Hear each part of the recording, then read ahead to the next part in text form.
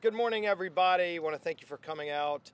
And Elise Stefanik and I are here with the Doctors Caucus, members of Congress who are doctors who have been on the front lines of taking care of people their whole lives, to talk about real concerns we have regarding COVID, regarding especially the origins of COVID and the lack of interest by Speaker Pelosi to look into the origins of COVID, to actually be willing to hold China accountable for what happened with the creation of this virus.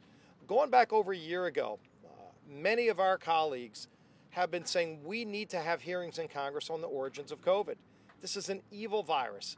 It's killed over 600,000 Americans, millions worldwide, and yet Speaker Pelosi refuses to hold a hearing on how this started.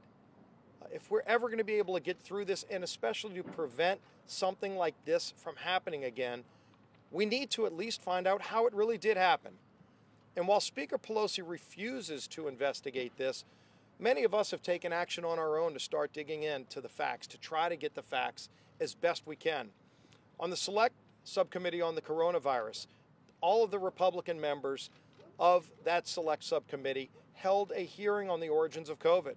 We brought in medical experts from around the country, and it was very, very eye-opening to see what they said. Every one of those medical doctors testified that the virus likely started in the Wuhan lab.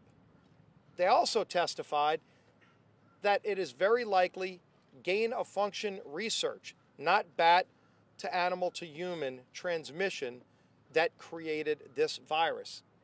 Everybody in America ought to be concerned about those findings. But everybody in America also is demanding the same kind of answers we are. And the fact that the only person that won't investigate what really happened is Speaker Pelosi. What does Speaker Pelosi have to hide? Why is Speaker Pelosi actively fighting to get the facts out, fighting against it?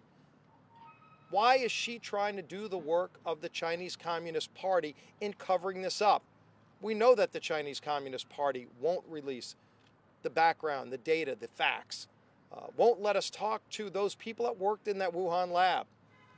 Was there American tax dollars that went directly or indirectly to the Wuhan lab to perform gain-of-function research? A lot of evidence indicates there was. All of these questions deserve answers. And we're going to continue fighting for those answers, even if Speaker Pelosi tries to participate in a colossal cover-up of the facts. That's what we're here to talk about. And to talk about it further, I'm proud to introduce our conference chair, Elise Stefanik.